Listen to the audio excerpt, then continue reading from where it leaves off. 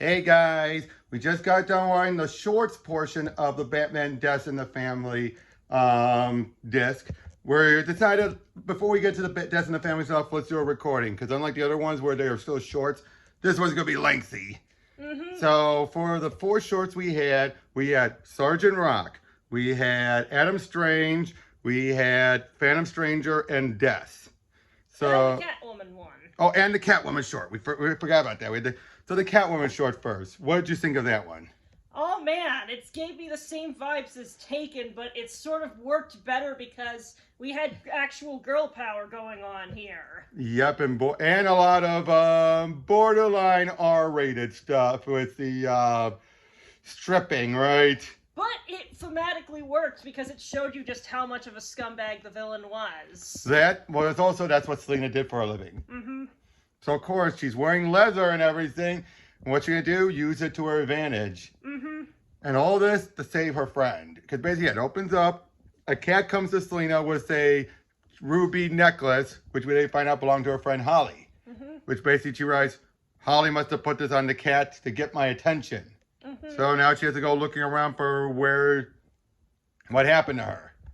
So she asks around and kicks a lot of ass doing it. Leading to some real big action. Indeed. Right down to the point where she brings down both a crane, and using that crane to bring down a boat. Oh yeah.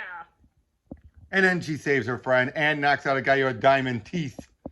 Literal diamond teeth, like there's sparkles and everything. And then she gives the teeth to Holly so she can have some traveling money. It was awesome. A good follow-up companion piece to the Batman Year One movie. Its own original story, but still well done. But yeah, then you had the Sgt Rock. Talk about a military horror, right? Yeah. Where basically his entire squad is lost at the beginning. He's the only survivor. Everyone has been lost in what ended up being a pretty failed mission. Yep, and then he's assigned to a new special force. The Creature Commandos, which are made up of Frankenstein's monster, a Frankenstein creature, a werewolf, and a vampire. And when he's teaching them, he's just like, nope, like, don't listen. Like, he just treats them like they're the monsters they are. Right down to even saying, like, don't suck that guy's blood. He's still a human being. They make it to where they were sent to. Turns out there was stuff in their report they weren't told. Mainly a bunch of a Nazi and some Nazi scientists were making zombie creatures. And they made it out of his old platoon. Exactly. Right down to the big guy, Dozer, as well. They take him down, put him a big fight and everything. And at the end, the Nazis are like, you can't kill us. That's right. Finish the mission. Get it done. Tells the vampire, who he chastised earlier for sucking blood, he's like, bottoms up. And at the end, he then finally treats these guys like he's a squad again now. He's like, I think he's been too lenient at you. Vacation's over. Move out. And you can still tell he feels a new life again. And then you have the Adam Strange one. Probably the weakest by comparison, but not that it was bad. It was just a bit too different. Basically, in this case, Adam Strange, Ron has been devastated by the Sanitarians. At the same time, the Zeta Beam sends him off to another planet where he's stuck there trying to figure out a way home, trying to mathematically deduce when the beam is coming and where so he doesn't miss it, because that'll be his one shot. And unfortunately becomes a drunken loser. But is able to save the day with this colonist that these diggers, a colony of diggers who are attacked by these bug creatures. And then at the end, the Zeta Beam shows up and he heads on home. It's nice, but a bit too depressing. Yeah. Then we have Phantom Stranger, which, let's be honest, it's a spiritual follow-up to the Spectre. It is. But in this case, instead of in the 50s, 60s, it's in the 70s. Indeed. Where we follow this girl named, what's her name? Marcy. Marcy, yeah. Who has a bunch of other hippie friends, and me and this guy named Seth. She just wants the truth. She wants basically to know what she wants in life. That's what I think she meant by truth, wouldn't you say? Yeah. And the Phantom Stranger, of course, gives her good advice, saying, the truth is not the end of the destination. It follows you on the road. Yeah. And she goes in with this Seth guy who you could tell right away there was something scummy about this. Yeah, he just seemed like a little bit too much of a dreamboat. And first you saw he was a cult guy until he started sucking her friend's souls. It's like, oh no, he's the thing the cult would be based around. Basically. And then puts up a good fight. The Pram Stranger fight and shows up. Now, her friends, they're dead. We just don't know how dead until later. First, we just think, okay, he sucked the life out of them, but they passed out looking perfectly fine. It's only later we see their wizard husks. Then Marcy puts up a good fight. And no, she doesn't put up a fight. The stranger puts up a fight. And then Marcy seems to help the guy because she doesn't know who Stranger is. And even tries like, he's the man. He's the status quo. I'm like, dude, you're trying too hard. Yeah. Then he then she ends up acting like, this is what I wanted. You're a king. You should have a queen. Then she takes his necklace and then smashes it. And then he just kind of crumbles to ash. Yep, except for his hand. Eck. Then she meets a stranger, helps her out, and she basically like, I'm going to keep traveling. I think she's not saying she's heading home. She's saying, I'm going to keep traveling, but I'm going to carry my truth with me. How's that straight? And then drives off. That was a good one. And then finally, death. Oh boy, this one brought the feels. Go right ahead. You talk about it. Basically, we have her following this guy whose name I've already forgotten. Vincent. Vincent, who, well, seems to have a lot of dreams about art that have sort of been hounded both from the outside, but also a lot from his own self-destructive view on all of it. He's had a lot of stuff crumble around him, but there's this interesting girl that keeps on showing up at the sites, and then people end up winding up dead. And No, he doesn't realize it. It's subtle. Yeah, but then it's just sort of, eventually it gets to the point where it's like, hey, I want to go back to your place, show me your paintings, and it's just like, hey, well, I'd like to paint you. It's just like, hey, maybe you've lost your spark from when you were younger, and you paint something amazing, but then he realizes that time has stopped, and as it turns out, he's sort of dead from an overdose that he took earlier, and it's about to set fire to his apartment, but he asks her to save at least this painting so I could have left something good in the world, and then he realizes that this is sort of the muse that he's had since his childhood, and so he eventually does, like... He turns back into that kid again. Yeah, and then passes on. It's just... Then the painting survived. Yeah, it's just a multi-layered, tragic piece that definitely spoke to me as somebody with a lot of creative insecurities, because it's just like... Throughout the whole piece, you had all of, like, these words of, like, the various people that... The doubts. The doubts sort of appear like these flaming demons, and it's just like, ordinarily, when I would be facing thoughts like those, I call them my brain mosquitoes. I generally recruit the help of, like, my friends or my parents to ward them off, but he didn't have those, and so he sort of ended up falling down his own self-destructive hole, blaming everyone else for his own failures. Exactly, and when in fact... Really, we don't know what made him lose the spark. Was it his dad? We don't know. Given how we heard his mom's voice, but we never heard her again, I think it was her death. That would make a lot of sense. I think it was her death that made him lose the spark. They don't make it clear. That's the thing. They never make it clear. But I think because of that, his father knew where he was going to go. You're going to be a struggling artist. You're going to ruin your life away for this. Unfortunately, he's so desperate to want that spark back, he's ignoring everything around him. Yep. He thinks that spark's going to come back. He thinks that spark's going to come back. And then, yeah. You know what I mean? And, yeah, he basically, hold on. Oh, yeah.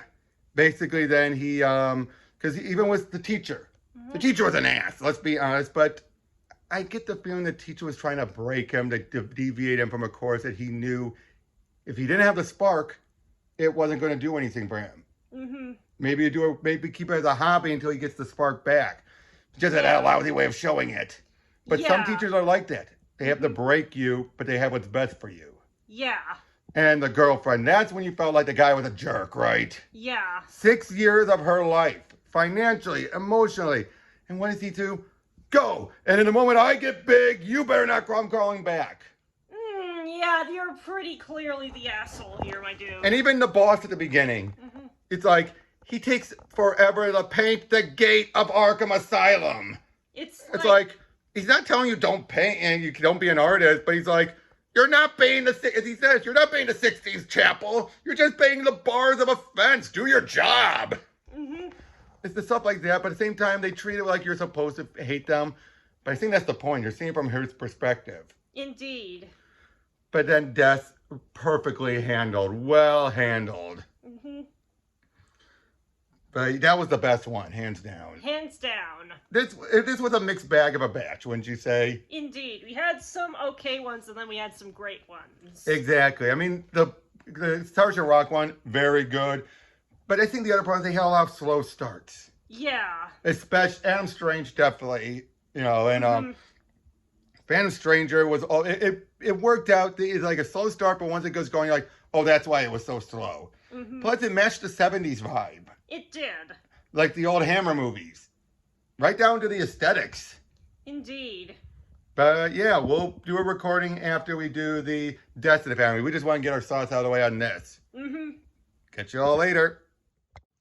Hey guys, we just got done out watching the Deaths in the Family, choose your paths stuff, and what did you think? That was pretty interesting on the whole. A little hit or miss in places, but interesting on the whole as an extended character study. A lot of screw you choices though, right? Yeah! Number of like, oh, not what you're expecting choices. Like, Yeah. I gave you the first one so you can actually get to the multiple choices as opposed to getting to the ones that gave you the one done in one. Well, okay, let's talk about the two done in one endings. Robin dies. It gave us the Red Hood summary. What did you think of that? That was pretty interesting on the whole, though I feel like it would have hit more if I had watched it in full. Right. And what about Jason survived? Robin survived. And then the blast happened, but he barely clung on to life. What did you think of that one? That one was really interesting because it's just like he sort of drew the entirely wrong conclusion from all of it. It's just like, you know what? Maybe not family. Maybe I should just go it alone. And then... He's a hypocrite at the end. He's a hypocrite at the end because it's just like, nah, I just wanted to be with a different group. Well, it's not just that, but it's also the fact that he's like, look at what Bruce did to us, forcing kids into us, making us weapons in his army. And then what does he do when he has Damien? I'm going to make him my weapon. The exact same thing. But he doesn't realize it. He doesn't see the irony. He thinks, oh, this is natural. Mm-hmm. But then once we get to the one where Bruce sacrificed himself for Jason, then we go into two different routes. Does he go after Joker to kill him, or does he avoid killing Joker? And the first one we went through was if he avoided, like he wanted to bring Joker in, so he decided, I'm going to take his gimmick. I'm going to do the Red Hood thing, but I'm not going to kill anyone. So he thinks. So he thinks. That was the screw you part, though, wouldn't you say? You're like... At the same time, I found it was a kind of interesting screw you, and there was some foreshadowing into it. Yeah, but then the ending leads to, you get to another choice that leads to the same route, just slightly different. Yeah, that's fair. Because basically, at the end, you find out, oh, yes, he did kill everyone. He just repressed it all. And, okay, what did you say about John DiMaggio's Joker throughout all this? Oh, it was fantastic. Hallelujah! Stuff like that you could never imagine Mark's Joker doing without it coming off weird, but for him, it worked. Mm-hmm. He did kind of feel like if Joker was once a pastor kind of a thing, did he? It's like, Something it was like your that, yeah. you rootin', tootin', gun-smoking smarksman. Mm-hmm.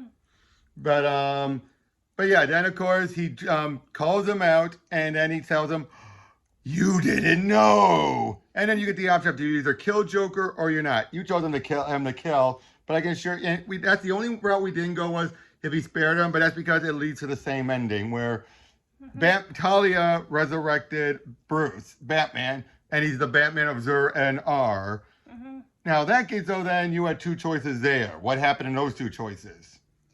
Well, for the first one, I picked the choice of life, and basically he used a trick hand to sort of avoid, like, actually stabbing him, and eventually they help Bruce come back to himself after that. It's just like, hey, he tried so hard to save my soul, so I'm going to try so hard to save his, and I can heal from all of that. He was right. I wasn't ready for the field, but now I can heal properly. Yep, and in Death, he kills Bruce. Bruce had C4 in him. Him, Jason, and Talia all go boom.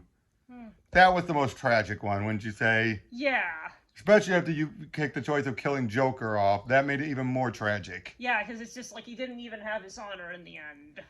But I can tell you, the same ending would have happened regardless. Those two other options, so it's like, really? That's I hate when they do that, where you either spare Joker, you kill Joker, you just give a few extra seconds. Mm-hmm. But then the bigger twist is, if he chooses to kill Joker, it plays out very differently. Yeah.